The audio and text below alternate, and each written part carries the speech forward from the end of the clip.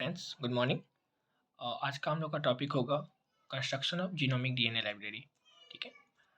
Construction of genomic DNA library में सबसे पहले क्या है कि जीनोमिक लाइब्रेरी क्या है। एक ऑर्गेनिज्म स्पेसिफिक कलेक्शन है डीएनए का, जो कि कवर करता है entire genome of an organism. ठीक है। इंटायर जीनोम को वो कवर करता है। जीनोमिक लाइब्रेरी जो है एक सेट है रिकॉम्बिनेंट क्लोन का that contain all of the DNA present in individual organism.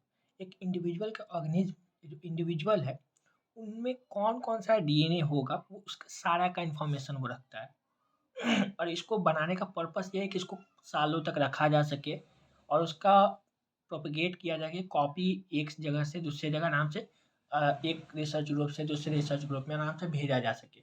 Main purpose मेरा इसलिए है जीनोमिक लाइब्रेरी बनाने का। इसमें सारा इन्फॉर्मेशन मतलब कि एक्सप्रेस जीन का इन्फॉर्मेशन, कौन सा जीन नॉन एक्सप्रेस्ड है, एक्सॉन कहाँ पर है, कितने एक्सॉन हैं, कितने इंट्रॉन हैं, promoter region, terminator region, intervening DNA sequence, इन सब के बारे में आइडिया लगाना हमारा मेन इसका इसका मेन मोटो है। ठीक है। जीनोमिक डीएनए लाइब्रेरी में कुछ सिंपल स्टेप हैं। सबसे पहले हम लोग जीनोमिक डीएनए को आइसोलेट करेंगे।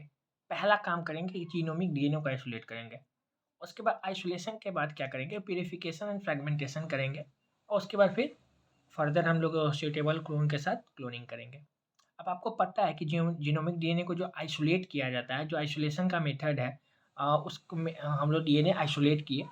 आइसोलेट करने के बाद जो फ्रेगमेंटेशन होगा वो जनरली हम लोग फिजिकल मेथड या एंजाइमेटिक मेथड यूज करते हैं। फिजिकल मेथड जो होगा, फिजिकल मेथड में हम लोग मैकेनिकल शेयरिंग करते हैं। पर दिक्कत क्या है कि मैकेनिकल शेयरिंग जो हम लोग कर रहे हैं तो उसमें बहुत सारे हमारे जो डीएनए हैं उसमें क्वांटिटी ज़्यादा चाहिए, क्योंकि हमको जो जिस साइज़ का डीएनए चाहिए हो सकता है उस साइज़ का डीएनए ना मिले। इसलिए हम लोग ज़्यादा प्रेफ़र करते हैं एंजाइमेटिक डीएनए। ठीक है। और एंजाइमेटिक डीएनए से भी कंप्लीट डाइजेशन ना करके पार्शियल डाइजेशन करते हैं हम लोग। पार्शियल डाइजेशन करेंगे तो हम लोग का हर एक साइज़ का डीएनए हम लोग को मिल जाएगा, कंप्लीट डाइजेशन नहीं होगा। ठीक है। तो हम लोग क्या किए कि सबसे पहले जीनोमिक डीएनए लिए, जीनोमिक डीएनए का पार्शियल डाइजेशन किए। ठीक है। पार्शियल डाइजेशन किए किसी भी रेस्ट्रिक्शन इंडोन्यूक्लियस से, किसी भी रेस्ट्रिक्शन न्यूक्लियस से हम लोग या किसी भी रेस्ट्रिक्शन एंजाइम से हम लोग पार्शियल डाइजेशन किए। डाइजेशन करने के बाद मेरा जीनोमिक डीएनए कुछ इस साइज का आ गया हमको। अब हम लोग साइज का फ्रैक्शनेशन करेंगे, कलेक्शन करेंगे जो डिजायर फ्रेगमेंट है, उस डिजायर फ्रेगमेंट को लिए। अब दिक्कत क्या है ना कि पार्शियल डाइजेशन करने के बाद जो हम लोग को डीएनए मिलता है वो ब्लंट एंड का होता है। ठीक है।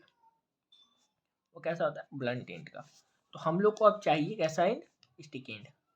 तब तो अच्छे से वेक्टर के साथ हम लोग एडिशन कर पाएंगे, उनका रिकॉम्बिनेंट बना पाएंगे।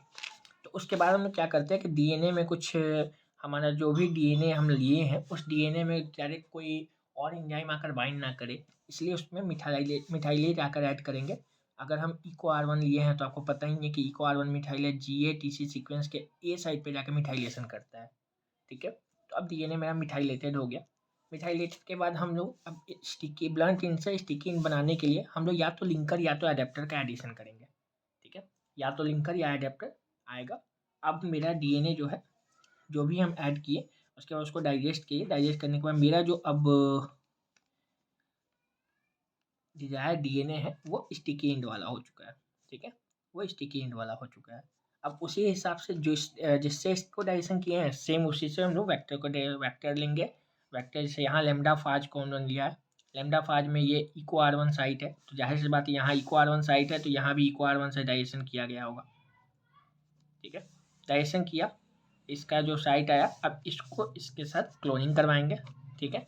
क्लोनिंग के बाद उसको लिए सिलेक्शन किए, सिलेक्शन के बाद क्लोनिंग करवाए, लाइगेट किए डीएनए को लाइगेट किए। लाइगेट करने के बाद उसका पैकेजिंग किए mixture of phage code protein and phage DNA processing enzyme के साथ सब पैकेजिंग हुआ। और उसके बाद उसका इन्फेक्शन हम लोग प्लैक काउंट कर लिए, टाइटर काउंट किए। इसको टाइटर काउंट इसको कहते हैं, प्लैक काउंट को टाइटर काउंट भी कहते हैं। ठीक है। टाइटर इसका काउंटिंग कर लिए कि मेरा डीएनए का अमाउंट कितना है, क्या है।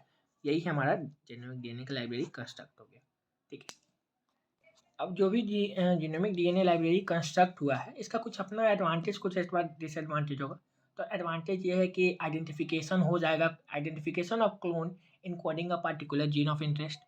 हम लोग पार्टिकुलर जीन ऑफ इंटरेस्ट का आइडेंटिफिकेशन कर सकते हैं।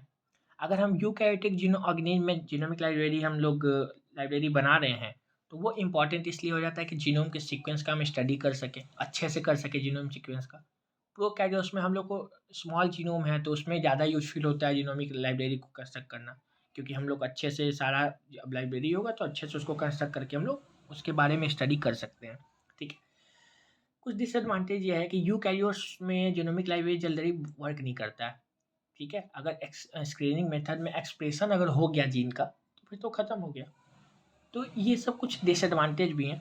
इनका कुछ एप्लीकेशन क्या है, तो एप्लीकेशन इसका ये है कि हम लोग फर्दर यूज करते हैं स्टडी में, फंक्शन ऑफ रेगुलेटरी सीक्वेंस की स्टडी में।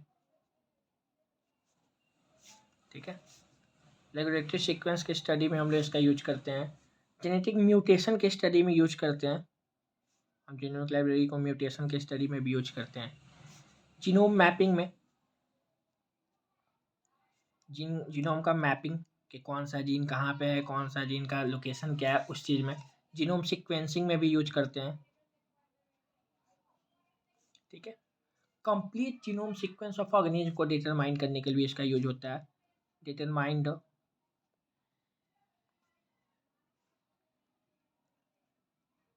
Complete genome sequence of organism. एक ऑर्गेनिज्म का कंप्लीट जीनोम सीक्वेंस को भी हम लोग डिटरमाइन करते हैं। तो ये था हमारा जीनोमिक डीएनए लाइब्रेरी। अगले लेक्चर में हम लोग बात करेंगे सी डीएनए लाइब्रेरी के बारे में। तब तक के लिए धन्यवाद।